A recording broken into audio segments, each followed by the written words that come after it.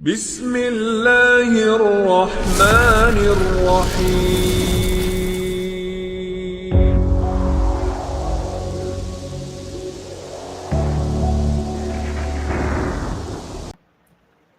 Ma'asyiral muslimat yang dimuliakan Allah Subhanahu wa taala.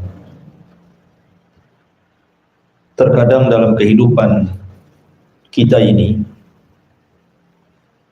ada hal-hal yang banyak kita takuti. Ada orang yang takut tidak bisa makan. Ada orang yang takut akan masa depan dia dan anak-anaknya. Ada orang yang takut tidak dapat pekerjaan. Ada yang takut apabila dikeluarkan dari pekerjaan. Atau mungkin lebih daripada itu, takut kepada berhala, kepada selain daripada Allah Subhanahu wa taala, dan begitu seterusnya. Jadi bab ini akan mengarahkan kepada kita tentang menempatkan rasa takut hanya kepada Allah Subhanahu wa taala. Allah Subhanahu wa taala berfirman tepat pada surah Al-Imran ayat 175. Innama dzalikumus syaitanu yukhawwifu awliya'ah fala takhafuhum wa khafuni in kuntum mu'minin. Sesungguhnya mereka tidak lain hanyalah setan-setan yang menakut-nakuti kalian dengan kawan-kawannya. Oleh karena itulah maka janganlah kalian takut kepada mereka, tapi takutlah kepada Aku, kata Allah, jika kalian benar-benar orang yang beriman kepada Allah Subhanahu wa ta'ala. Ayat ini sebenarnya didahului dengan ayat sebelumnya, di mana pada surah Al-Imran ayat 173 sebelumnya Allah mengatakan, alladzina qala lahumun nas innan nasa qad jama'u lakum fahsyauhum fazadahum imanan wa qalu hasbunallah wa ni'mal wakil fanqalabu bi ni'matin minallahi wa fadlin lam yamsashum su wattaba'u ridwanallah wallahu dzu fadlin 'adzim. Yaitu orang-orang yang mentaati Allah dan Rasulnya, yang ketika ada orang-orang yang mengatakan kepada mereka, orang-orang kafir telah mengumpulkan pasukan, menambah pasukan mereka untuk menyerang kalian, karena itulah takutlah kepada mereka. Ternyata ucapan itu menambah kuat iman orang-orang yang beriman dan mengatakan, cukuplah Allah menjadi penolong bagi kami, dan dialah sebaik-baik penolong. Maka mereka kembali dengan nikmat dan karunia yang besar dari Allah. Mereka tidak ditimpa satu bencana pun, dan mereka mengikuti keridhaan Allah, dan Allah mempunyai karunia yang sangat besar. Sedikit tentang kenapa Allah Subhanahu wa taala berfirman dalam surah Al-Imran ayat 175 ini. Jadi sebab turunnya begini, Bu. Ketika kaum muslimin mengalami kekalahan dalam perang Badar, ke dalam perang Uhud. Memang betul-betul perang Uhud itu perang di mana kaum muslimin itu betul-betul kalah. Bahkan Nabi sallallahu alaihi wasallam diisukan meninggal, karena ketika itu ada seorang sahabat yang mirip dengan Rasul namanya Mus'ab ibn Umair gugur di perang Uhud ini. Jadi sangkanya itu Nabi, sehingga tersebarlah isu kematian Rasulullah sallallahu alaihi wasallam di perang Uhud, padahal itu adalah kedustaan. Tetapi dengan tersebarnya isu kematian Rasul, itu menciutkan sebagian hati para sahabat sehingga mereka mundur dan berakhir dengan mengalami kekalahan. Tetapi walaupun demikian, Allah Subhanahu wa taala menyelamatkan nabinya dan tidak benar berita kematian. Dan begitulah Allah Subhanahu wa taala jadikan kehidupan ini terkadang kalah, terkadang menang. Wa tilkal ayyam nudawiluha bainan nas. Terkadang hari-hari itu diputarkan oleh Allah Subhanahu wa taala. Ketika kemudian kaum muslimin sudah kembali ke Madinah, tiba-tiba kemudian Abi Sufyan ketika itu bicara kepada Abdul Qais, dan Abdul Qais ini seorang pedagang yang selalu berangkat dari Mekah ke Madinah. Jadi Abi Sufyan mengatakan, dan Abi Sufyan itu tokohnya orang Quraisy ketika itu belum masuk Islam, dan dia yang memimpin perang Uhud. Kata Abi Sufyan, "Ndak kemana kau Abdul Qais?" Kata Abdul Qais mengatakan, "Kami dan beberapa teman kami akan pergi ke kota Madinah." Kemudian kata Abi Sufyan, "Maukah engkau menyampaikan berita dariku kepada Muhammad? Mau enggak? Nanti ku berikan engkau imbalan." Akhirnya kemudian Abdul Qais dan kawan-kawannya sepakat mau. Akhirnya berangkatlah 3 orang ini dari Mekah menuju kota Madinah. Nah, kemudian ketika Nabi SAW sampai di sebuah tempat namanya Hamra al-Asad, itu kepulangan dari Uhud, tiba-tiba kemudian utusan Abi Sufyan, Abdul Qais dan kawan-kawan ini menemui Rasul sebelum masuk Madinah, ketemu di Hamra al-Asad. Kemudian menceritakan pesan dari Abi Sufyan bahwa dia dan orang-orang musyrik Quraisy akan datang menyerbu dengan lebih banyak lagi pasukan dibandingkan di perang Uhud. Bahkan akan menghabisi Rasul dan seluruh para pengikutnya. Maka Nabi SAW kemudian mencontohkan di hadapan para sahabat bahwa ancaman seperti itu tidak perlu gentar, tidak perlu takut, karena kemenangan itu bukan karena banyak jumlah atau kekuatan, tapi kemenangan itu datang dari Allah. Sehingga Rasul mengatakan, hasbunallah wa ni'mal wakil. Cukuplah Allah sebagai pelindung kita, dan dia adalah sebaik-baik pelindung. Maka para sahabat ketika Rasul mengucapkan kalimat itu semakin teguh keimanannya. Tapi rupanya apa yang dijanjikan Abi Sufyan bahwa mereka akan mempasukan besar tidak menjadi kenyataan. Hanya gertak saja, bahkan pasukan yang dibawa tidak banyak, bahkan mereka yang kemudian lari tunggang langgang kembali ke Mekah. Dari sini Allah Subhanahu wa taala katakan, sesungguhnya mereka itu tidak lain hanyalah setan-setan yang menakut-nakuti kalian dengan kawan-kawannya dari orang-orang musyrik Quraisy. Oleh karena itulah jangan kalian takut kepada mereka, tetapi takutlah kepadaku jika kalian benar-benar orang yang beriman. Jadi di sini orang-orang kafir Quraisy hendak menakut-nakuti Nabi dan para sahabatnya dengan pasukan yang banyak, persenjataan yang kuat, dan perlengkapan perang yang cukup, dan bisa mengalahkan Nabi dan para sahabatnya. Tentu kalau ini didengar oleh orang-orang munafik ataupun orang-orang yang lemah imannya, setelah mereka mengalami kekalahan, tentu mereka akan ciut nyalinya. Tapi Nabi SAW berusaha menanamkan rasa takut hanya kepada Allah.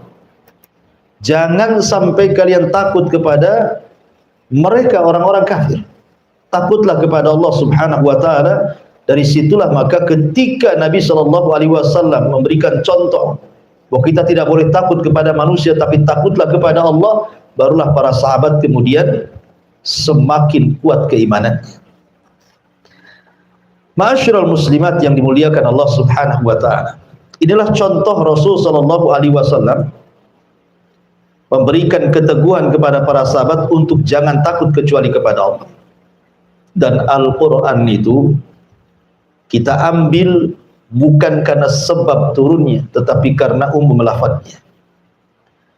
Jadi syaitan itu memang sejak diciptakan dan menjadi musuh bagi manusia, memang dia selalu menakut-nakuti kita. Salah satu contohnya adalah, ibu bisa buka Al-Baqarah ayat 268. Allah Subhanahu wa taala berfirman, "Asy-syaitanu ya'idukumul faqra wa ya'murukum bil fahsyah wallahu ya'idukum maghfiratan minhu wa fadla wallahu wasi'un alim." Syaitan itu senantiasa memberikan was-was kepada orang-orang yang hendak berinfak, bersedekah, berzakat. Jangan lakukan, karena engkau akan mengalami kefakiran. Jadi syaitan itu menjanjikan kefakiran, bahkan memerintahkan kalian untuk berbuat kejahatan, sementara Allah Subhanahu wa taala menjanjikan kepada kalian ampunan dan karunia, karena Allah maha luas pengetahuan. Imam Nawawi rahimahullahu taala mengatakan, laisa lisyaitan silahun 'alal insan, tidaklah syaitan itu punya senjata untuk melawan manusia kecuali bagaimana caranya menanamkan khauful faqri, bagaimana manusia itu takut akan kefakiran. Sebab kalau seandainya manusia itu sudah takut akan kefakiran, maka manusia pasti akan berbuat jahat. Dan itu senjata syaitan untuk menakut-nakuti. Sebelum dia berbuat jahat, ditakut-takuti kefakiran. Makanya kenapa Nabi SAW mengajarkan satu doa, Allahumma inni a'udzubika minal kufri wal faqri wa adzabil qabri. Ya Allah, aku berlindung kepadamu dari kekufuran dan kefakiran serta azab kubur. Memang ada hadis yang ma'ruf di masyarakat, kadal faqru an yakuna kufran. Terkadang kefakiran itu dekat kepada kekufuran. Hadis ini tidak benar, hadis ini dhaif, ya. Akan tapi secara makna memang benar, bahwa orang-orang fakir itu mudah meninggalkan kewajiban, bahkan bisa meninggalkan agamanya. Dulu kita dapat cerita kan, gara-gara sebungkus sepermi orang bisa murtad. Zaman dulu, ya. Kalau sekarang nggak mulai sebungkus bayar. Kalau sekarang pabriknya baru murtad, dikasih pabrik. Jadi kadang-kadang kefakiran itu bisa mengakibatkan kekufuran, bisa meninggalkan agama. Bahkan terkadang dia bisa murka kepada Allah Subhanahu wa taala, menyalahkan Allah, seolah-olah ujian dari Allah itu bagikan azab bagi dia. Makanya Nabi mengajarkan satu doa agar kita berlindung dari kefakiran dan juga kekufuran. Nah, di antaranya adalah ketakutan manusia kepada kefakiran ini mengantarkan kepada mencari pekerjaan haram. Karena dipikirnya bahwa mencari yang halal itu sulit. Sementara dia harus makan, sementara keluarganya harus makan, anak-anaknya harus makan dan juga harus sekolah. Akhirnya dia tidak peduli dengan bagaimana cara mencari harta. Makanya kenapa Nabi SAW sudah bersabda 14 abad yang silam itu, sayati alaikum zaman, akan datang zamannya, kata Rasul, la yubalil mar'u bima akhadal mal. Manusia sudah tidak akan peduli bagaimana cara mengambil harta, karena takutnya miskin. Sementara rasa takut ini adalah was-was yang dibentuk oleh syaitan untuk menakut-nakuti manusia, sehingga rasa takut yang dalam kepada kefakiran itu akhirnya mengantarkan mencari barang-barang atau pekerjaan-pekerjaan yang diharamkan Allah Subhanahu wa taala. Ataupun mungkin kefakiran ini juga bukan hanya sekedar mengantarkan kepada mencari hal-hal yang kemudian diharamkan dari pekerjaan, terkadang juga sampai kepada membatasi keturunan.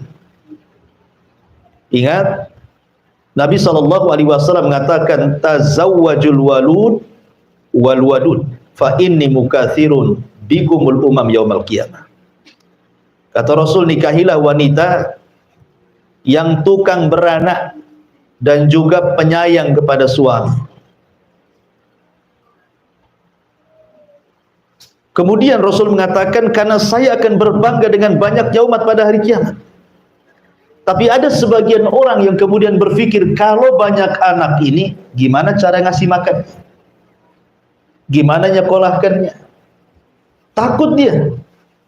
Takut masa depannya. Pada Allah Subhanahu wa taala mengatakan, nahnu narzukukum wa iyyahum. Kami loh yang kasih rezeki kalian dan juga anak-anak kalian. Kenapa mesti pusing? Lah terkadang kemudian perasaan takut kepada selain Allah yang dihembuskan oleh syaitan, salah satunya kepada kefakiran, itu mengantarkan orang akhirnya membatasi keturunan. Padahal tujuan pernikahan itu adalah memperbanyak keturunan. Ya. Kemudian juga yang ketiga, terkadang juga banyak akhirnya kemudian anak-anak muda terhalang dari menikah. Alasannya belum ada pekerjaan, alasannya belum mapan, alasannya nanti saya kasih makan apa istri saya gitu. Padahal Allah Subhanahu wa taala jelas-jelas yang mengatakan bahwa iyakunu fuqara yughnihimullah. Kalau kalian fakir nanti Allah kasih kekayaan. Dulu kita saja atau ibu-ibu dulu kan waktu menikah dengan suami ibu, awal-awal nikah kan banyak yang nggak punya rumah tuh. Tapi seiring dengan waktu, awalnya nyewa, akhirnya cari lahan, atau mungkin nyicil beli rumah, punya rumah.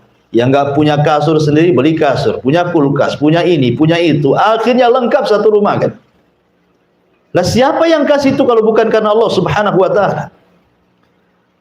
Dan itu sekali lagi bahwa itu adalah syaitan. Syaitan membisikkan di telinga anak-anak muda supaya menjauhi pernikahan, supaya tabatul. Sehingga disuruh maksiat kepada Allah Azza wa Jalla. Karena kalau dia tidak menikah, dia tidak bisa melampiaskan nafsunya kepada yang dihalalkan. Akhirnya melakukan hal-hal yang diharamkan Allah Azza wa Jalla. Dari sinilah kemudian Allah mengatakan, ya'idukumul faqra wa ya'murukum bil fahsya. Setan menjanjikan kefakiran, habis itu memerintahkan untuk berbuat kerusakan.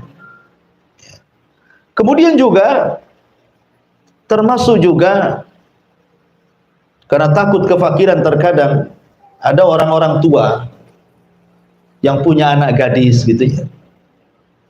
Ketika sudah waktunya menikah, terkadang dia pilih-pilih jodoh tuh anak. Kalau dia tidak beragama tuh, mesti doktrin orang tuanya kepada anak gadis tuh, nah kalau cari jodoh cari yang mapan. Kalau bisa PNS, ya. Kalau bisa yang paslon yang banyak kan itu ya. Jadi kadang-kadang seperti itu. Ya minimalnya pengusaha katanya. Minimal pengusaha itu, maksimalnya apa? Menteri ya. Jadi kadang-kadang orang-orang yang kemudian mendoktrin anak-anaknya itu justru soal urusan dunia. Padahal kita tahu bahwa kenikmatan berumah tangga itu bukan disebabkan karena kekayaan. Bukankah Rasul yang mengatakan ketika memilih kriteria itu, kata Rasul, fadfar bidzatid din taribat yadak. Ambil yang baik agamanya. Ambil yang baik agamanya, karena anak gadis kita itu akan melahirkan cucu kita. Cucu kita akan melahirkan cicit kita. Dan itu aset bagi kita setelah kematian kita. Mereka yang mendoakan kita. Kalau orang-orang yang kaya belum tentu sayang dengan orang tuanya. Jangankan lagi meninggal setelah kematian kita. Masih hidup ketika sudah tua saja boro-boro gitu ya. Kenapa? Karena yang menggerakkan anak sayang kepada orang tua itu agama. Bahwa ketika dia birrul walidain itu sebuah pahala. Makanya gara-gara kemudian waswas syaitan, akhirnya banyak kemudian orang-orang yang justru menjodohkan anak-anaknya dengan dilihat barometer kekayaan bukan dari agama. Atau terkadang juga karena takut fakir, banyak kemudian wanita-wanita yang kemudian mengambil tempat pekerjaan laki-laki. Dulu kita belum pernah lihat ada pom bensin itu yang layan perempuan kan Bu, pom bensin yang laki-laki. Nah, sekarang yang di pom bensin itu banyak perempuan gitu, laki-lakinya terusir sedikit. Yang saya khawatirkan nanti tukang bangunan pula perempuan semua. Ya kan, repot itu nanti. Pemborongnya perempuan, tukangnya perempuan, helpernya perempuan. Nah, laki-laki kerja apa? Suruh mancing. Gitu kan. Jadi itu akibat apa? Karena takut fakir. Kemudian gaya hedonis dipertontonkan dengan sinetron-sinetron yang isinya di rumah-rumah megah, gedong, belum lagi artis kalau ngupload video itu, wah semua kekayaannya, mobilnya, istananya, semuanya. Akhirnya orang-orang miskin menghayal kapan sih kayak dia gitu.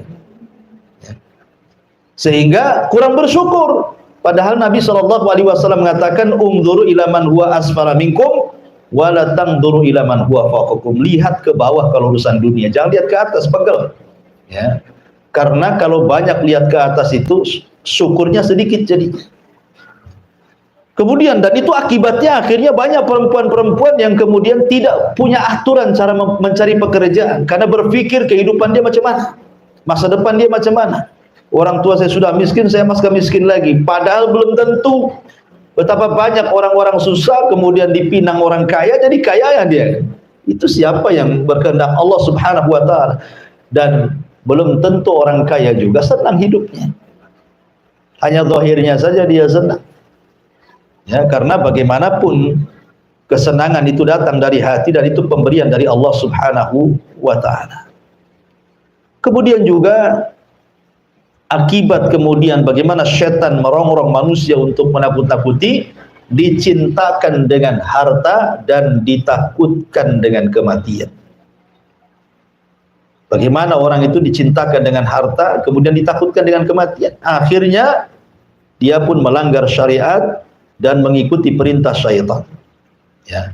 Kembali kepada tema bahwa di sini Allah Subhanahu wa taala menjelaskan tentang bagaimana kedudukan takut. Takut itu sebuah ibadah. Pada bab sebelumnya kita menjelaskan tentang al-mahabbah. Maka bab sekarang menceritakan tentang al-khauf. Kenapa di sini mu'alif rahimahullah ta'ala ingin menjelaskan tentang rukun-rukun ibadah hati. Jadi rukun ibadah hati itu ada 3, Ibu ya.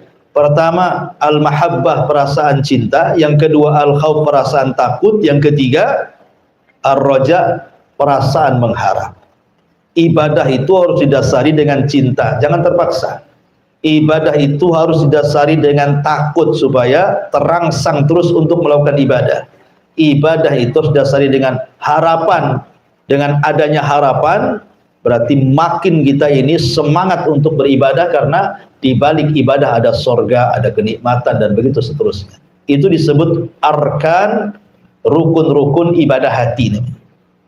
Dan rukun-rukun ibadah hati lebih mulia dibandingkan ibadah zahir. Ibadah hati itu jauh lebih mulia dibandingkan ibadah yang nampak. Gerakan-gerakan, bacaan-bacaan itu. Kenapa? Karena yang merangsang gerakan dan ibadah bacaan itu adalah hati. Salat itu kan gerakan. Tetapi yang paling penting itu khusyuknya. Khusyuk itu dalam hati. Karena percuma kalau hanya gerakan saja. Betapa banyak Allah menolak gerakan-gerakan salat yang tidak khusyuk.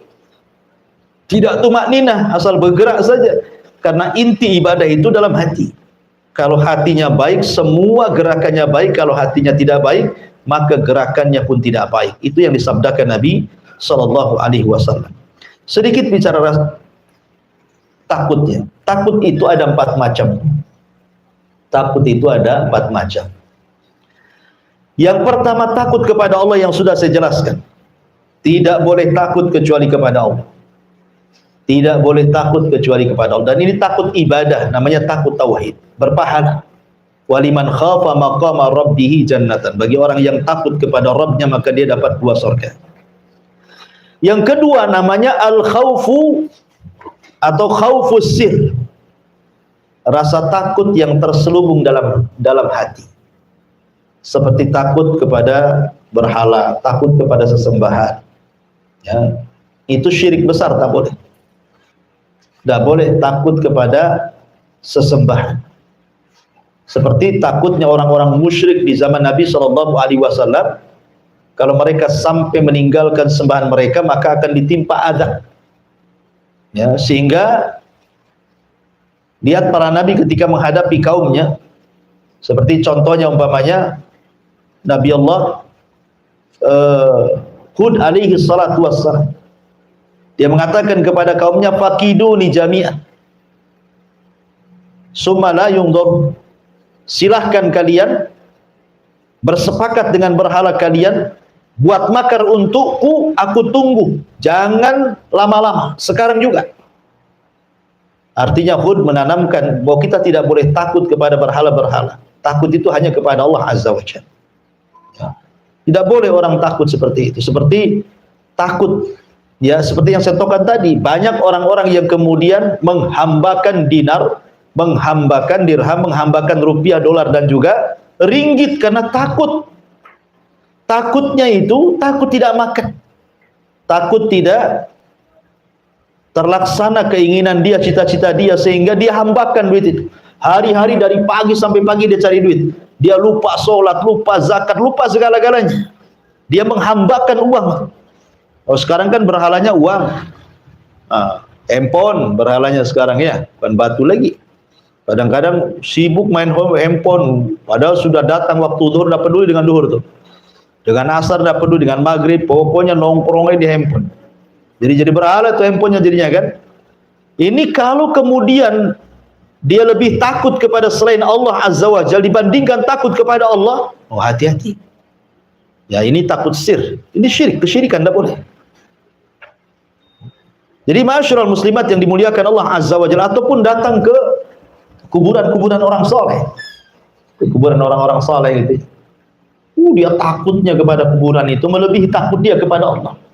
Itu juga bisa mengantarkan kepada kesyirikan kepada Allah Azza wa Jalla. Kemudian yang ketiga, takut tapi tidak sampai syirik. Cuman rasa takut ini mengantarkan akhirnya meninggalkan yang wajib atau melaksanakan yang haram. Contoh, ibu diancam sama suami, ya, kau jangan sholat. Nah itu ya. Akhirnya ibu takut, betul-betul tak sholat. Kenapa tak sholat? Takut sama suami. Kalau saya sholat saya dipecat katanya kan. Saya ditalak, saya takutlah katanya. Atau dalam sebuah perusahaan, aturan perusahaan tidak boleh ada sholat. Akhirnya kemudian orang tidak mau keluar dari perusahaan itu. Jadi ketika ditanya, kenapa kau tidak keluar dari perusahaan itu? Ya. Bukankah di perusahaan itu ketat tidak boleh sholat? Takut saya kalau keluar nggak ada kerjaan lagi, ya nggak apa-apalah kan itu ya. Akhirnya rasa takutnya meninggalkan yang wajib dan mengerjakan yang haram. Nah, ini takut haram tidak sampai syirik, ya. Takut haram. Dan yang terakhir tentu disebut dengan takut tabiat. Ya wajar ibu takut diancam orang, ya ada preman ngancam kita takut, itu tabiat. Ya takut sama buaya, apalagi buaya darat gitu ya kan.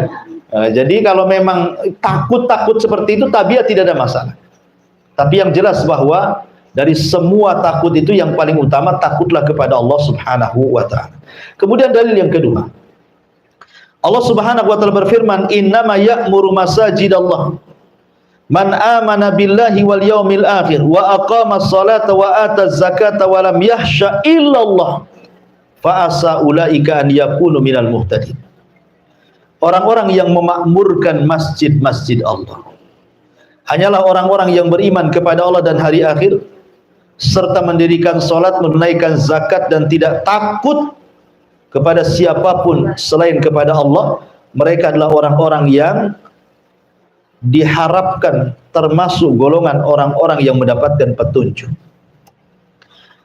Dalam ayat yang kedua At-Taubah 18 ini, Allah Subhanahu wa taala ingin menjelaskan kepada kita bahwa orang-orang yang memakmurkan masjid itu ada dua macam. Ada memakmurkan secara fisik, memakmurkan masjid secara fisik, seperti membangun masjid, ikut mewakafkan material-material masjid, entah besinya, entah semennya, entah kerikilnya, entah pasirnya, entah gentengnya, spandeknya, atau apalah yang berkaitan dengan pembangunan. Dan ini besar pahalanya. Sebagaimana Nabi SAW mengatakan, man bana masjidan lillahi kamif hasiqitatin au asghar banallahu lahu baitan fil jannah. Barang siapa yang membangun masjid walaupun sebesar sangkar burung atau lebih kecil dari sangkar burung, tetap Allah Subhanahu wa taala akan bangunkan bagi dia rumah di surga. Apa maksudnya? Imam Syaukani rahimahullah mengatakan maksudnya, kan tidak mungkin kita pahami secara zahir hadis ini, Bu. Masa barang siapa yang membangun masjid walaupun sebesar sangkar burung, orang aja nggak masuk, ya burung aja yang masuk di situ kan? Ya, kan tidak mungkin orang bangun masjid segede sangkar burung, seberapalah sangkar burung itu? Maksudnya kata Imam Syaukani hadis ini, maksudnya di sini kinayah bahwa sekecil apapun ibu nyumbang untuk pembangunan masjid, walaupun hanya satu lonjor besi, satu sak semen, satu gerobak pasir, satu gerobak koral, satu lembar spandek gitu ya, satu lembar baja ringan atau apalah kan, itu sudah cukup ibu dibangunkan satu rumah di sorga. Ya, ini yang pertama. Kemudian makna yang kedua, bahwa yang dimaksud orang yang memakmurkan masjid itu memakmurkan secara ruhiyah.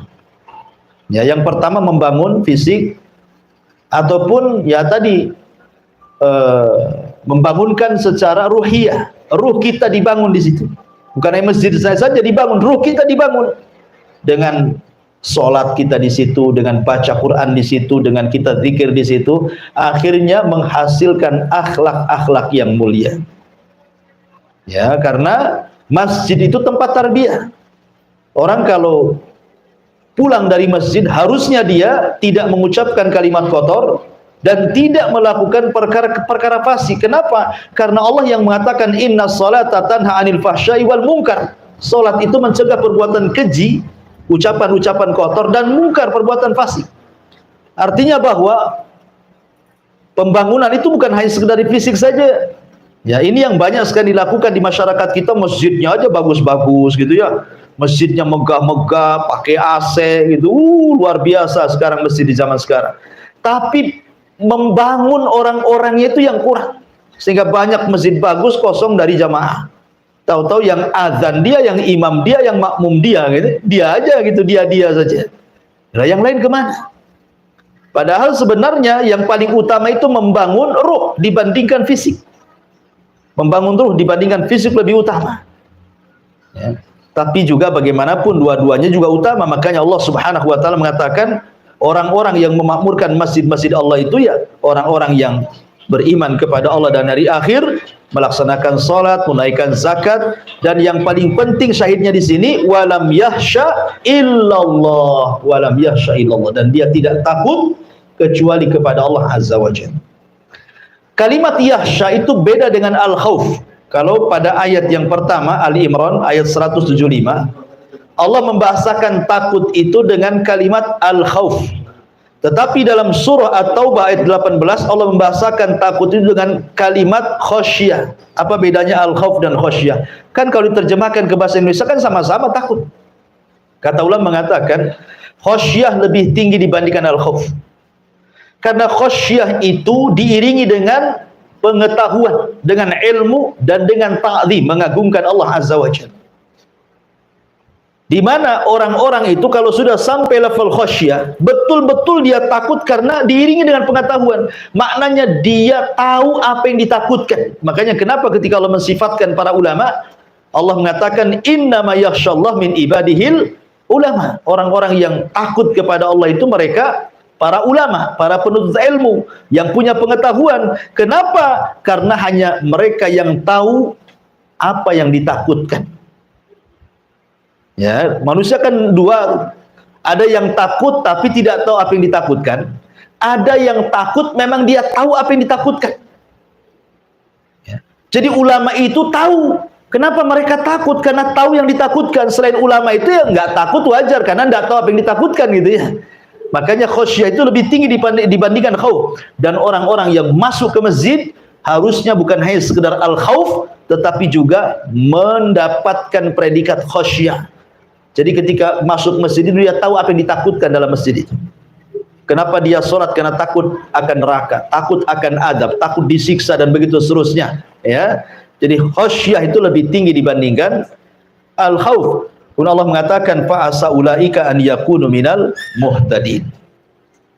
Kemudian di dalam ayat yang lain Allah mengatakan, disebutkan dalam surah Al-Ankabut ayat 10, wa minan nasi man yaqulu amanna billah fa idza udhiya fillahi ja'ala fitnatan nasi ka'adzabillah wala in ja'a nasrun min rabbika la yaqulanna inna kunna ma'akum awalaysa Allahu bi'a'lama bima fi suduril alamin.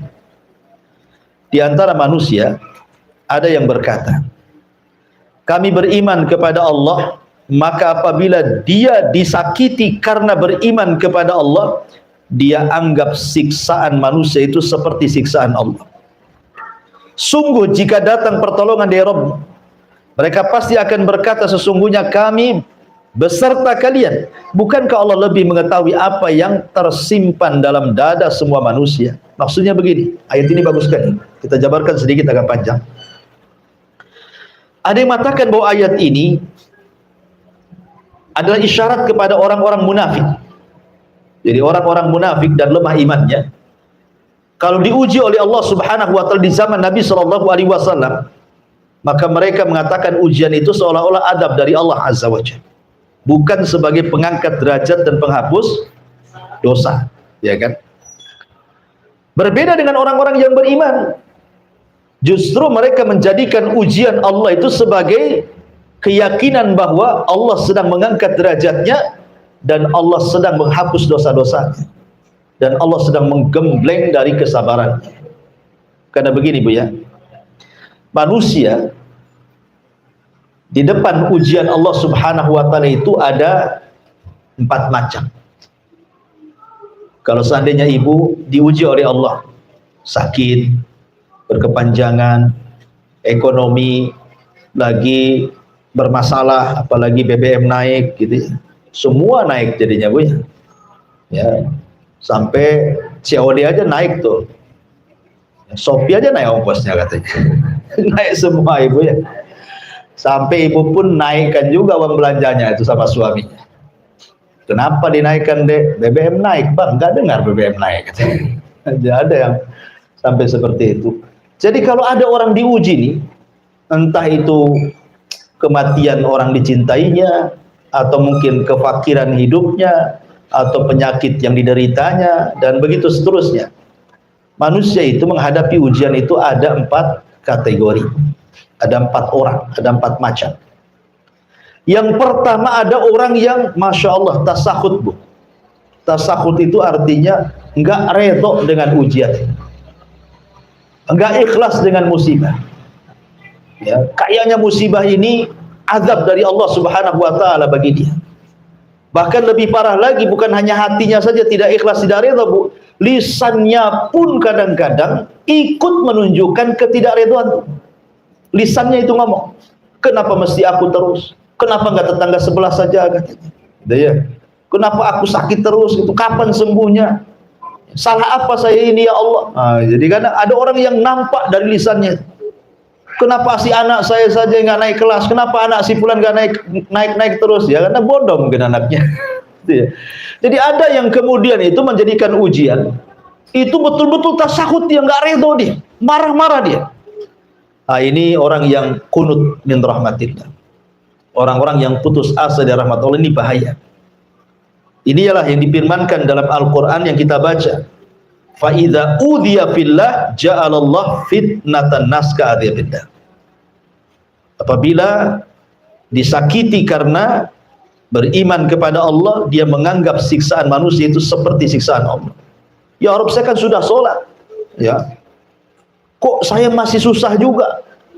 Ya Allah, saya sudah sholat, kenapa tetangga itu nyelekit kali ngomongnya? Ya Allah, saya sudah sholat, kenapa kok begini? Kadang-kadang orang kemudian menganggap bahwa kalau Allah sedang menguji, dia merasa sudah beriman, ternyata ujian itu dianggapnya seperti adab Allah. Ini bahaya. Ini yang pertama. Yang kedua, ada orang itu zahirnya pura-pura kuat dalam ujian, disabar-sabari. Ya, pokoknya suaminya meninggal sabar, ekonominya gulung tikar sabar. Ya, disabar-sabari. Ada orang yang menyabar-nyabari diri Bu, tapi jangan disenggol. Kalau disenggol keluar semua keluhannya. Nah, ada orang kayak gitu Bu, nampaknya sabar sekali Ibu tegur, "Cemana jualannya?" "Aduh payah," katanya. Udah sebulan ini begini-begini, begono-begono. Itulah. Ada orang yang nampak menyabar-nyabarkan diri, tapi kalau disenggol keluar semua.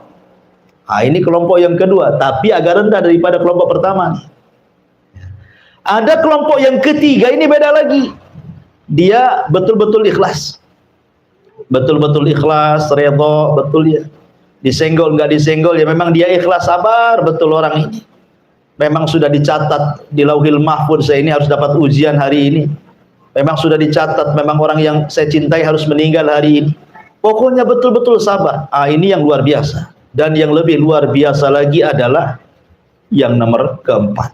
Sudah sabar, sudah ikhlas, sudah redha, lisannya juga justru mengucapkan alhamdulillah. Setelah dia mengucapkan innalillahi wa inna ilaihi rajiun, dia mengucapkan alhamdulillah. Karena jarang sedikit atau sedikit sekali orang yang ditimpa musibah mengucapkan alhamdulillah. Saya contohkan sebuah kisah namanya Urwah ibn Mas'ud, Urwah ibn Zubair rahimahullahu ta'ala. Jadi Urwah ini Bu dikasih penyakit kakinya. Salah satu kakinya harus diamputasi. Akhirnya kemudian dikatakan kepada Urwah, ya Urwah, engkau harus minum khamr. Kakimu akan diamputasi dan kau akan merasakan sakit. Kata Urwah, tidak. Aku tidak akan minum yang diharamkan Allah. Kalau engkau ingin putuskan kakiku, tunggu aku ambil wudu, kemudian aku sholat 2 rakaat, saat sholat kau potong kakiku, katanya. Subhanallah. Jadi dia mengambil momen khusyuk itu sebagai obat bius bagi dia. Itu lama dulu Bu. Khusyuk itu bisa jadi obat bius, sehingga ketika dipotong sudah terpotong, disangka belum dipotong. Lah di waktu yang sama ketika kemudian kakinya terpotong satu, artinya sudah pincang dan punya kaki satu, ada kabar pula salah satu putra daripada Urwah ini meninggal dunia. Bayangkan, berturut-turut musibahnya. Pertama kakinya hilang, yang kedua anaknya hilang. Tapi Urwah mengatakan alhamdulillah ala kulli hal. Segala puja dan puji bagi Allah. Segala sesuatu ada kebaikannya. Sehingga orang-orang heran dan mengatakan, ya Urwah, kok bisa kamu mengucapkan alhamdulillah? Kata Urwah, ya. Tidakkah kau lihat anggota badan diriku? Aku masih punya 2 tangan dan aku masih punya 1 kaki. Aku tak bersyukur kepada yang ada. Dan kenapa aku mengucapkan alhamdulillah karena kematian putraku? Karena aku masih putra yang lain yang bisa membanggakan diriku. Jadi orang yang keempat ini tetap dia mensyukuri nikmat yang tersisa pada badannya, tidak terus fokus pada musibah yang menimpanya. Ini kan luar biasa tuh. Yang keempat ini tingkatan menghadapi musibah yang luar biasa yang keempat. Makanya jarang yang keempat ini dilakukan orang, kecuali betul-betul orang yang dirahmati oleh Allah Subhanahu wa taala, penyabar, penyayang gitu ya, redha, ikhlas, dan mengatakan alhamdulillah. Mau diapakan lagi? Ya kan? Lah ma'asyiral muslimat yang dimuliakan Allah Azza wa Jalla, ayat ini memberikan pelajaran kepada kita bahwa jangan pernah seseorang itu menyandarkan hidup kepada manusia. Sebab kalau seandainya manusia menyakiti kita, maka kita anggap mereka menyakiti seolah-olah adab dari Allah Subhanahu wa ta'ala. Makanya nanti hadis setelahnya Nabi SAW mengatakan, manil tamasa ridallah bisakhatin nas radhiyallahu anhu wa arda anhun nas, wa man iltamasa ridhan nas bisakhatillah sakhitallah alaihi wa askhata alaihi nas. Barang siapa yang mencari keridhaan Allah, walaupun membuat orang marah, maka Allah akan redha kepadanya. Dan barang siapa yang mencari keridhaan manusia dengan perkara yang bisa mendatangkan kemarahan Allah, maka Allah akan marah kepadanya dan membuat orang-orang jadi marah kepadanya. Jadi memuliakan diri sendiri, jangan pernah menyandarkan kepada orang lain. Sebab kalau seandainya orang ini kemudian terputus dari kita, itu sakitnya itu luar biasa, dan dianggap ini ujian terberat bagi dia, dan ini azab yang Allah timpakan kepada dia. Saya contohkan dari sejarah Bu ya. Nabi Shallallahu Alaihi Wasallam ketika pulang dari Taif, Rasul pulang dari Taif. Dikiranya kan di Mekah dia sudah tidak bisa lagi berdakwah, karena 18 kabilah sudah mengancam dia akan dibunuhnya kalau dia tetap berdakwah di Mekah. Terpaksalah Rasul harus cari areal baru, berangkat ke Taif dengan harapan para pembesar Taif mau melindungi Rasul dan mau bisa tinggal di Taif sambil melanjutkan dakwah tauhid. Rupanya pembesar-pembesar Taif seperti Abdu Al-Layali, kemudian Al-Habib Ibn Amr, kemudian Mas'ud Ibn Amr, 3 tokoh Taif ini betul-betul mengusir secara telak kepada Rasul. Baru datang sudah diusir.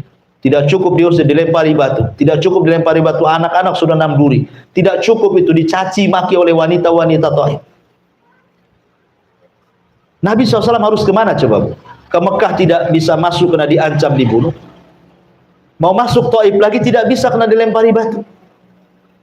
Tetapi tidak pernah keluar dari lisan Nabi SAW sebuah kata-kata bahwa ujian ini merupakan azab dari Allah. Rasul tidak pernah mengatakan, ya Allah, apakah ini balasan orang yang mengemban risalah? Contohnya umpamanya, ya Allah, apakah begini orang-orang yang kemudian mengemban kenabian dan kerasulan? Kenapa mesti aku yang disakiti? Kenapa tidak mereka saja? Kenapa mesti aku seperti ini? Rasul tidak mengatakan seperti itu. Tapi subhanallah, Nabi SAW mengajarkan kepada kita sebuah doa saat disakiti orang Taif. Apa kata Rasul? Allahumma ilaika ashku dha'fa quwwati wa qillati hilati wa hawani 'alan nas.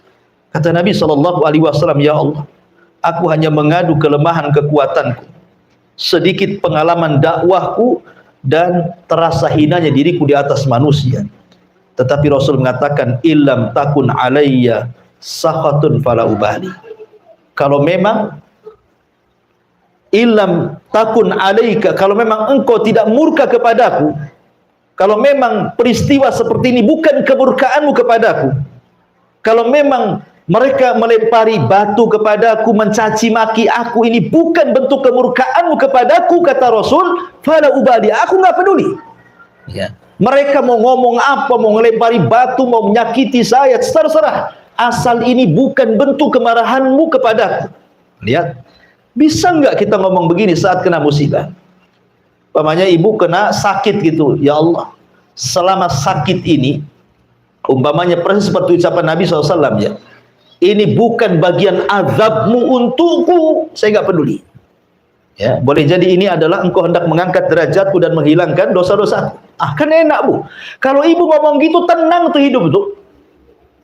Umpamanya ini gulung tikar usahanya, dia ngomong, ya Allah, selama gulung tikar ini, kebangkrutan ini bukan azab dari kepada kamu, bukan karena engkau murka kepada aku nggak peduli. Mau gulung tikar, mau bangkrut, nggak peduli. Ya. Yang penting afiataka, karuniamu, maafmu lebih luas kau berikan kepadaku. Itu yang dikatakan Nabi SAW, ghairu anna afiyataka hiya awsa'ali, akan tetapi maafmu kepadaku lebih luas dibandingkan murkamu kepadaku. Kalau orang ngomong begini saat kena musibah, Bu, tenang satu dunia, Bu. Nggak ada orang yang menjerit-jerit, apalagi sampai curhat kemudian di FB, itu nggak ada, Bu. Ya kan? BBM naik, curhatnya macam-macam tuh, dari A sampai Z, setiap hari statusnya itu aja. Ya, kalau dia mengatakan seperti itu kan enak, Bu, ya kan? Tenang, tidak sedih, tidak khawatir, tidak takut. Itu yang diajarkan Nabi SAW. Tapi betapa banyak sering saya katakan kan, apabila anaknya sakit, dia mengeluh dan mengatakan, ya Rob, kenapa anak saya yang sakit? Apabila ditimpa musibah, dia mengatakan, ya Rob, asih aku aja kena musibah, kenapa si anu tidak? Nah, ketika kemudian gulung tikarnya, ya Rob, kenapa mesti usahaku yang gulung tikar? Kenapa si anu-anu itu kok bagus sekali usahanya? Apa salahku? Kan ada orang-orang kayak gitu ya. Ini sama dengan firman Allah, fa idza udhiya fillah ja'ala fitnatan nas ka'adzabillah.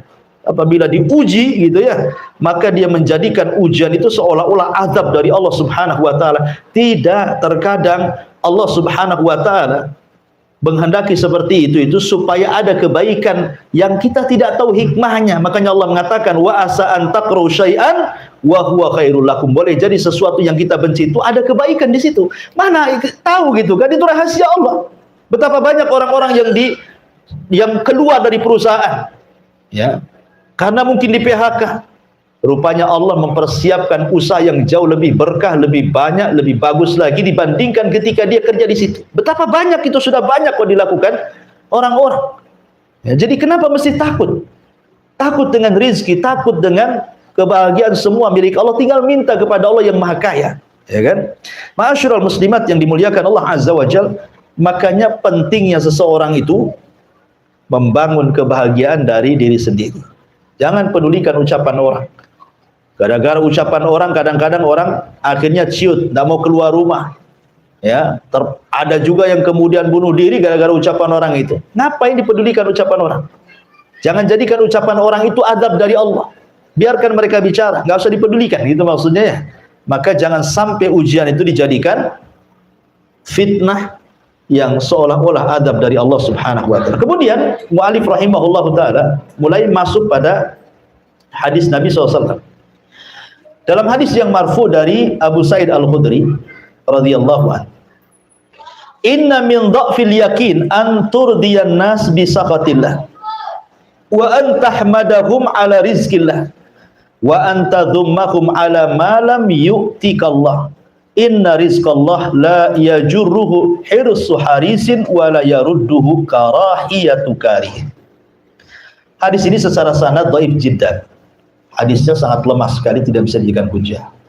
Akan tetapi boleh jadi mungkin ini dikatakan mauquf kepada perkataan Abdullah ibn Mas'ud radhiyallahu anhu yang kurang lebih semana dengan perkataan ini. Sesungguhnya di antara bentuk lemahnya iman adalah mencari keridhaan manusia dengan melakukan perkara yang bisa mendatangkan kemurkaan Allah.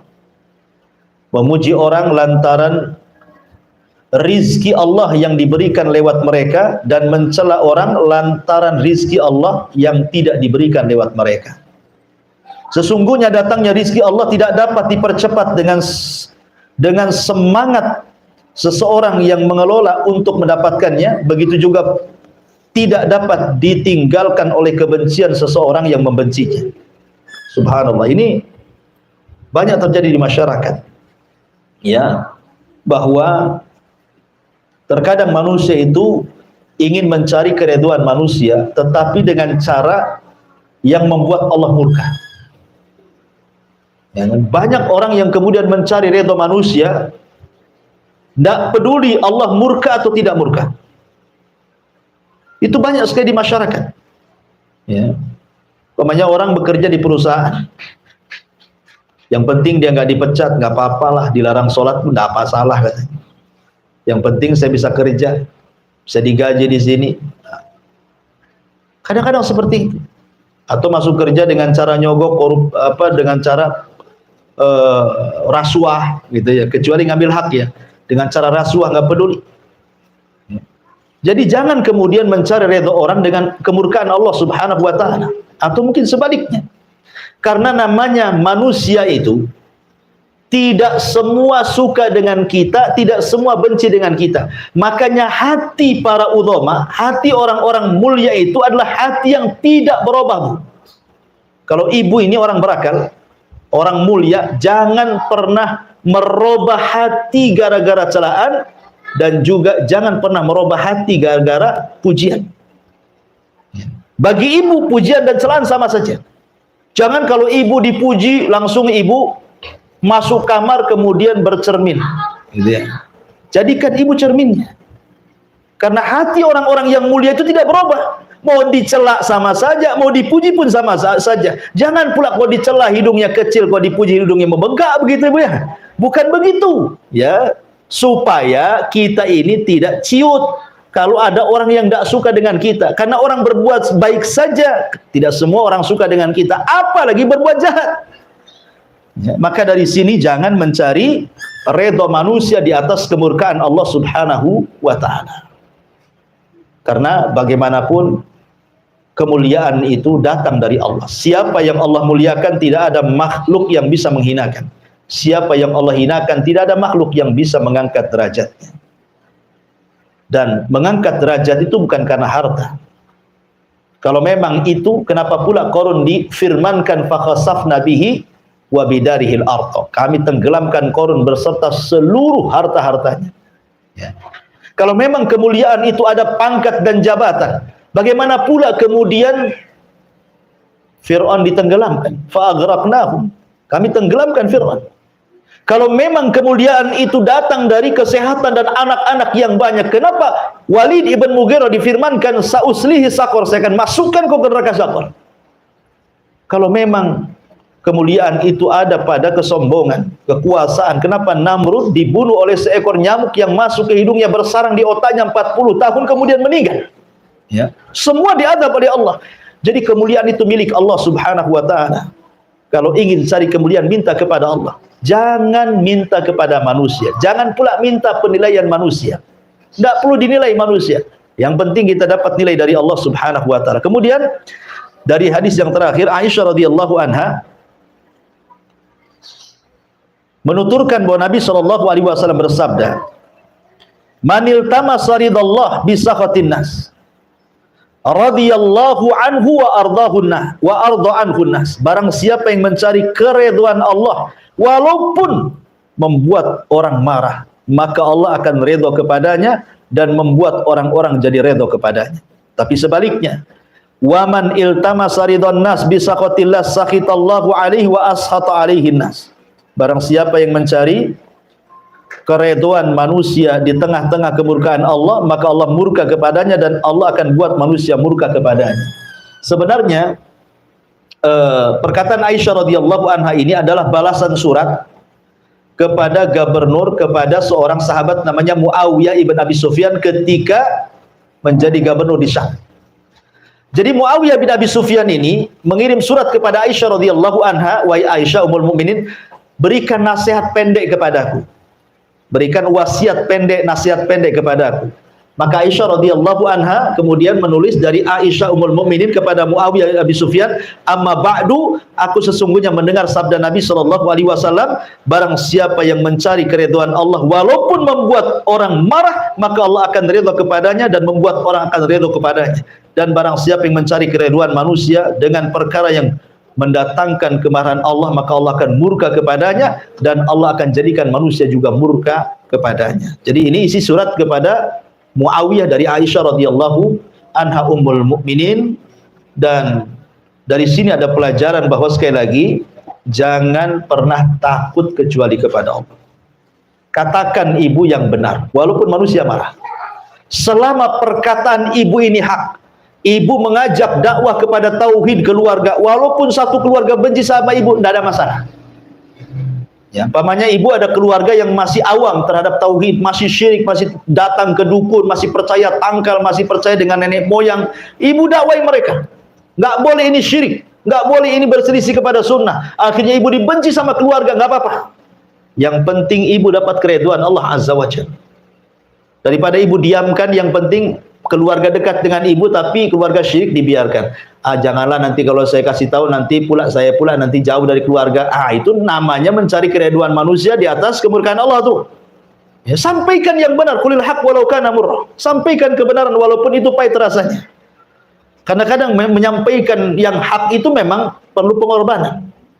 Ya, perlu pengorbanan. Ya, terkadang konsekuensinya tadi akhirnya dijauhi orang, akhirnya dibilang macam-macam. Nabi loh dibilang gila, penyair, tukang tenun, penyihir. Gara-gara apa? Menyampaikan tauhid, menyampaikan yang benar. Yang penting Allah redha, sekalipun satu dunia benci, tidak ada masalah. Itulah perkataan Nabi SAW tadi, "Illam takun alayya sakhatun fala ubali." Selama engkau tidak murka kepadaku, aku gak peduli. Ya, itulah yang harusnya jadi prinsip hidup bagi kita semua. Wallahu alam.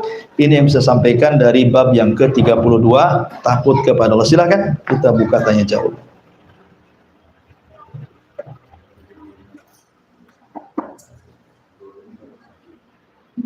20 menit lagi.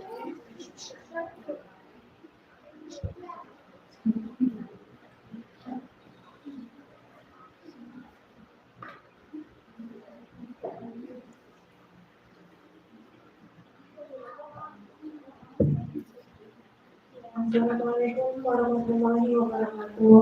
Ya, waalaikumsalam warahmatullahi wabarakatuh. Ustaz, Ana mau nanya, kalau kita nggak bisa mengatakan itu azab dari Allah, karena kita mengatakan mungkin ini teguran dari Allah gitu atau pada Allah gitu. Oh, kalau ibu disakiti orang, kemudian ibu ngomong, ah ini Bukan Pak. apa? Kemarin kan Ana jatuh, Oh, gitu. kecelakaan ya. Nah, terus Ana bilang, ini mungkin teguran dari Allah gitu.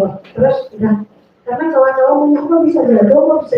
Ana sendiri nggak tahu kenapa bisa jatuh, tapi Ana udah gimana ya, rasanya itu udah balik kayak gitu. Pas begini, motor Ana nggak apa, tapi kaki sampai begini gitu. Tiba-tiba Terus jatuh. Ana menjawab, udah Allah aja lah gitu. Ya nggak apa-apa, memang benar. Karena ada hadisnya yang mengatakan, ihris ala ma yanfa'uka wasta'in billah. Ihris ala ma yanfa'uk. Carilah apa yang bermanfaat bagi hidup. Mintalah pertolongan kepada Allah. Dan jangan katakan, kata Rasulullah, wala taqul lau fa'altu kadza lakana kadza wa kadza. Kata Rasul, jangan katakan kalau saya tidak melakukan, kalau saya melakukan ini, kalau seandainya saya tidak melakukan ini, tentu akan terjadi ini dan itu. Tidak akan terjadi ini dan itu. Kalau saya tidak melakukan ini dan itu, saya tidak mungkin terjadi ini dan itu. Seperti kalau saya tidak jalan ke sana, mungkin saya tidak jatuh. Kalau saya tidak jalan ke sini, mungkin saya tidak selamat. Itu tidak boleh. Ya, kenapa? Karena itu adalah pintu pembuka amal setan. Kata Rasulullah, akan tapi katakan, kul, katakan kata Nabi SAW, qaddarallah wa masya'a fa'al. Semua atas takdir Allah. Allah menakdirkan sesuka dan sekehendaknya. Ya betul Bu. Jadi kalau ibu jatuh, ya jangan pula kemudian disalahkan, oh gara-gara motornya ini sudah ombek, motornya ditendang lagi gara-gara kamu. Ngapain nendang motor? Makin sakit lah, udah jatuh nendang motor pula kan itu. Jadi kita katakan ini sudah takdir Allah. Ya betul, itu harus begitu. Sandarkan semua kepada takdir Allah. Supaya apa Bu? Supaya tenang, supaya gak kecewa. Karena orang yang tidak menyandarkan takdir kepada itu kecewa. Kenapa saya harus jalan ke sana? Tahu ke sana itu ramai, akhirnya saya jadi jatuh. Akhirnya disalahkan, tuh kan gara-gara jalan ke sini, akhirnya kan kecewa dia. Maka nggak usah, ya.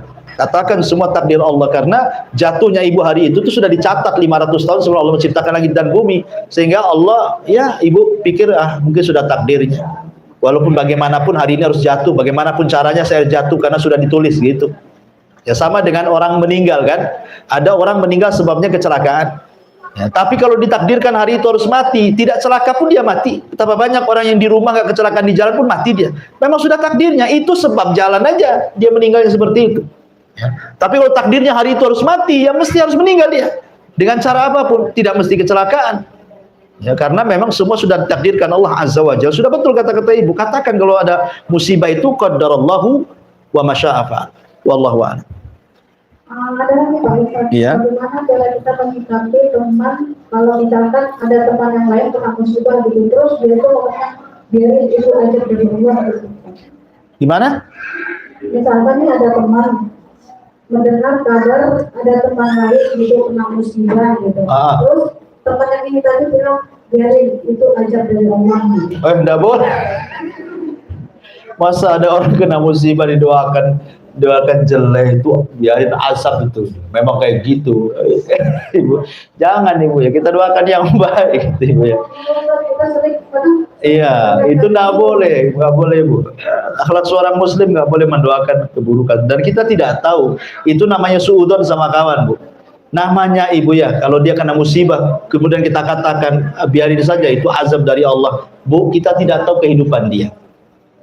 Nampak saja mungkin di mata kita dia jahat. Boleh jadi ibu tidak tahu dalam kehidupan sehari-hari dia, mungkin dia ada amalan yang ikhlas yang diterima oleh Allah yang ibu tidak punya. Ya, boleh jadi mungkin musibah dia itu mengangkat derajat dia dan menghilangkan dosanya. Tapi kita ngomong kepada orang itu namanya seolah-olah kita suudzon dan seolah-olah dia lebih baik dibandingkan dia. Nah, itu tidak boleh. Ya, nasihati saja kita tidak boleh bersikap seperti itu kalau kita nasihati orang. Jangan sampai umpamanya di depan kita orang yang berdosa, kita nasihati orang yang berdosa, kita anggap kita lebih suci dari dia. Nggak boleh kayak gitu. Ya, karena menasihati orang itu sama dengan nasihati diri sendiri dalam cermin. maka sebaiknya hilangkan itu kata-kata itu nggak bagus ya. Itu bukan akhlak Islam ya. Wallahu a'lam. Wah ya. Salam ya. Iya, di sini ada pertanyaan juga dari YouTube ini apa ini? Bismillah, izin bertanya Ustadz, gimana hukumnya seseorang yang bersedekah untuk pembangunan masjid lalu diinfo saat serah terima uang disumbangkan beserta nominalnya dan foto tersebut di-share ke grup. Ya, tujuan nge-share ke grupnya apa? Kalau nyumbang kemudian tujuannya ingin dipuji orang, nah ini ria ya. Tapi kalau tujuan nge-share-nya itu ngasih contoh ya, supaya yang lain juga ikut infak ya enggak apa-apa. Cuman kan biasanya ya agak sedikit sulit lah gitu ya, karena hati itu kan dibolak-balikan sama Allah. Ya kembali ke niat lah, innamal a'malu binniyat. Wallahu a'lam.